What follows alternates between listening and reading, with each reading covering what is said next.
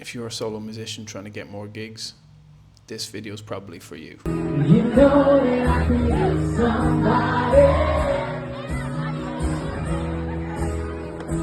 So my name is Aaron. I'm currently living in Dubai, working as a full-time musician.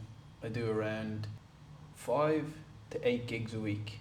Before moving to Dubai, I was working as a full-time musician in Sydney and Australia. I racked up last year 286 gigs in 1 year. That's a 6-figure income from singing cover songs I didn't even write myself. Play anything from bar gigs to private functions, weddings, you name it, I've done it. And to be honest, what I've learned is it's not about how good you are at singing, how good you are at guitar playing.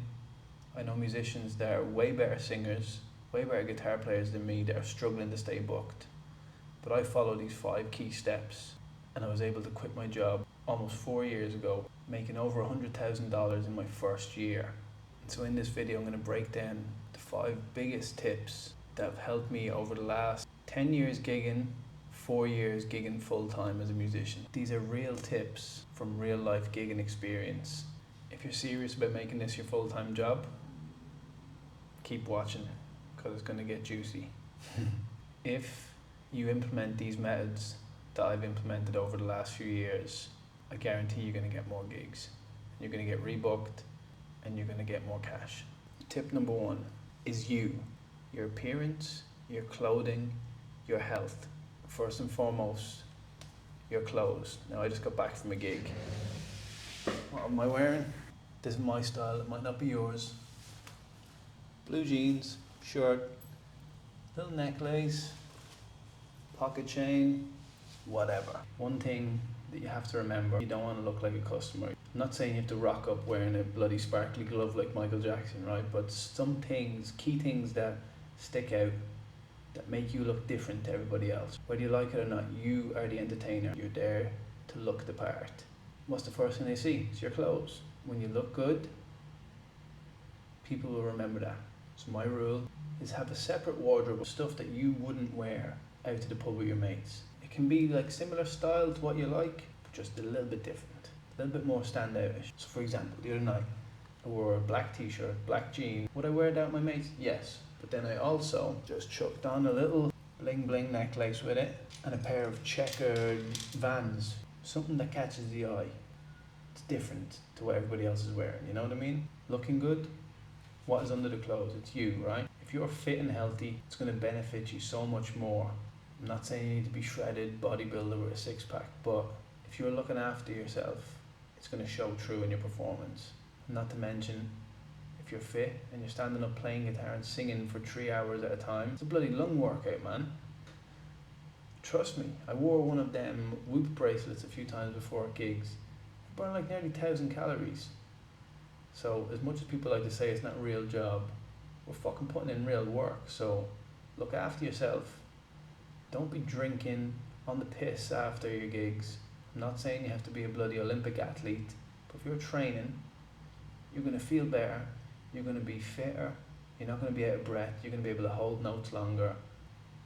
That just separates you from the weekend warrior musicians. This is a business at the end of the day. You need to show up ready for work every fucking day. Because how are people going to take you seriously if you don't take yourself seriously? This is to get more gigs, to do this as a full-time job, making real fucking money. Number 2 is probably the main reason people lose and don't get rebooked for gigs, and that's reliability. When I lived in Sydney, I had one main booking agent and then some bars I was direct with, and then I had some other gigs with other agents. But the one agent that I booked with, every week he would text me, ask me, am I able to cover for somebody that's cancelled? And then they wonder why he gave me the most gigs, why I was getting all the best gigs, I got my pick of the gigs, because I'm reliable. You build a reputation. You're not going to flake last minute because fucking your cousin's cat died or some shit, you know? You don't cancel gigs unless you really have to, unless your fucking hand has fallen off. Part and parcel of being reliable is being punctual. If you don't know, some freak incident could happen. So being punctual, get there at least an hour before your gig. Of course, if it's a venue that you're playing in every week, if it's close to home and you know the run of things, 45 minutes or so. But who's to say you show up and you've forgotten your microphone, you've forgotten your guitar cable, you've forgotten batteries, anything. You need to allow extra time so you're not stressing, so that you can smooth sail into your gig. Most venues and booking agents, they prefer a musician that's 7 out of 10, that's easy to work with, than a musician that's 10 out of 10, that's an absolute fucking diva, that is a nightmare to work with. And that's just facts. Number 3, your set list and ability to read the room. We've all got our favourite bands, favourite songs that we like, right? That's no problem, we can work them into our set lists. Just say you love Morgan Wallen. You're not going to play a song that nobody knows by him if you're just playing in a normal bar, right? You're going to play, for example, Last Night, one that was, everybody knows it, right? So I've broken it down to 3 pillars: what you like, what they like, and what works. If you find a mix of the 3 of those things and blend them all together, sweet, you're on the money. If you throw in some songs that you like, it's going to show through in your performance, right? If you're playing your favourite song, you can throw it in every now and then. A really good example of this is I Love Nirvana.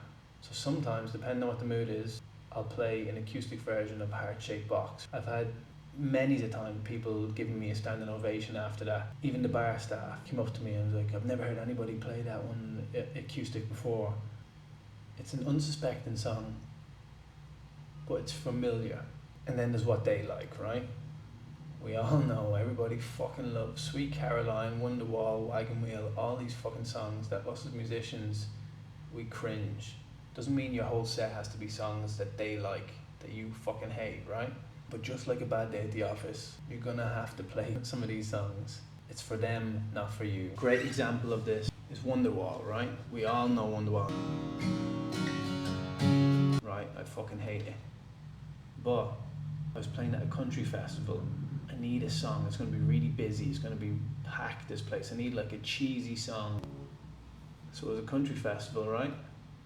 I knew my audience, tuned the guitar down to drop D, and we gave them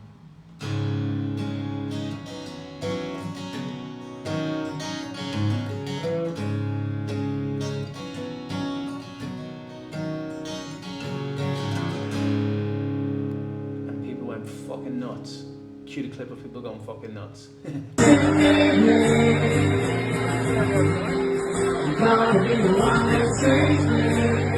Know your set list, know your venue, know what's going to work. If you're not sure, just ask. Ask the manager, ask your point of contact at the venue, the booking agent, whoever it is. Which brings me to my 4th point: networking and likability. This is massive, and most musicians, they ignore this, right?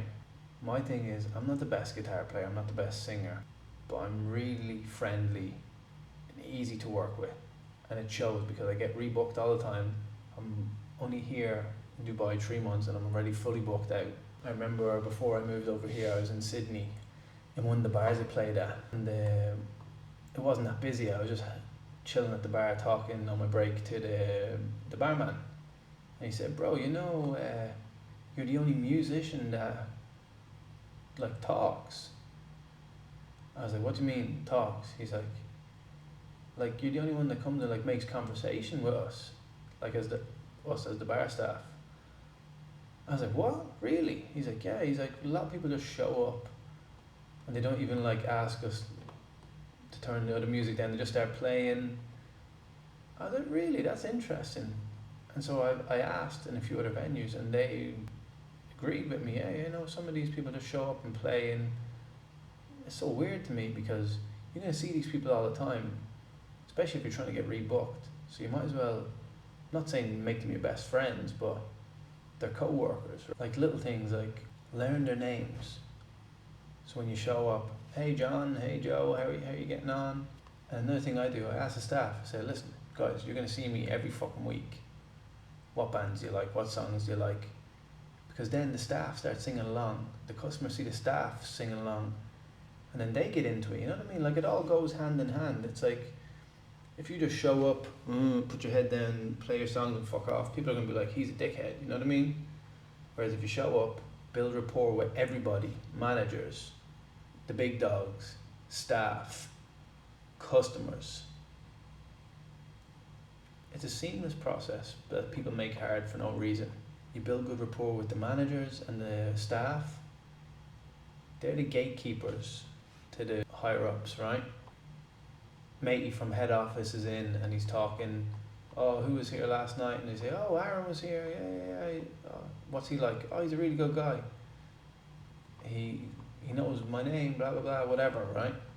Or what about, oh, John was here. What's he like? Oh, I don't know, he doesn't talk to us. It's like, who's going to get rebooked? Me. I'm not saying you have to be everybody's best friend, but just be nice, be friendly, be likable. Same goes with customers, right? We know we get some drunk idiots sometimes, requesting songs you don't like, being assholes. Just be nice. My fifth and final point is social proof. As a musician, you haven't got a resume or CV. What good is it playing to a packed out crowd? People going fucking ape shit, singing songs back to you. If you've got no proof, you can get a tripod on Amazon, the very one that my camera is on right now, for less than $10. You have no excuse not to clip your phone on. It takes 2 seconds in between songs. Even sometimes let's say, guys, I'm gonna take a video for Instagram, we're live right now, blah blah. People fucking love it, especially when they're drunk. They love it. Everybody wants to be on camera. Set the camera up behind you so you can see the crowd. Set up, try different angles. If it's not online, it didn't happen, and it's as simple as that. Especially if you're like me, I travel a lot, right? So I lived in Australia, I first started gigging in America, gigged back in Ireland, I've played in Thailand, and now I'm living in Dubai, right? Like my dad, for example, he's gigged in Ireland. He's gigged all over the world, but he's been based in Ireland, right? So everybody knows him, they know he's reliable, they know he looks after himself, all that stuff, right? But for me, I'm not in the one place usually too long. So to have all this stuff, videos on my social media, which if you follow me on Instagram, you will see, booking agents, venues, managers, even John down the road, whose friend is the manager of such and such spot, he sees you on Instagram. Word of mouth is all social proof. You have to be your own biggest fan, your own biggest promoter. And just lastly, one key point, and it's something that my dad taught me when I decided to start doing this full time. This is not a hobby anymore. This is your full-time job. If you want to be taken seriously and make real money, you have to treat it like a full-time job. You're not out partying, you're not a rock star. This is a business. So that means you have to stay on top of invoices, accounting, contacts in your phone, following up for payment, getting cash, whatever way it is. If you treat it like a business, and that means all the above points, staying on top of them, even the likes of getting your guitar serviced, having a backup guitar, all these kind of things. If you think about it, if you have a plumber comes to your house, he's probably got backup tools, right? You have to be that guy. If you're not, yeah, you can make money. Yeah, you can do 3 gigs a week, 4 gigs a week, whatever it is, but if you want to gig 7 nights a week and be counting cash, because that's what it's all about, you know what I mean? I don't have to work a real job. This is my job. I just got back from a gig on a Wednesday night. I've got 7 gigs this week. The proof is right there, you know what I mean? The 5 steps I said was, your number 1, that's your appearance, your health, fitness. That's top of the list for me. Number 2 is reliability. Say yes to as many gigs as possible. Be that guy. Number 3 is your set list and being able to read a room. Number 4, likability and networking. It's key for getting rebooked. And number 5, social proof. Your Insta Reels, your Facebook Lives, YouTube videos, whatever it is. And this is all real proven tips. If you implement these, I guarantee you're going to get more gigs. You're going to make more money and you're not going to have to work. If you'd like more personalized one-to-one advice, give me a message. And if you found the video useful, drop me a like, drop me a follow on Instagram, and subscribe. And if there's any other tips or anything like that that you'd like to see, drop me a comment there, guys, right? Have a good one, lads.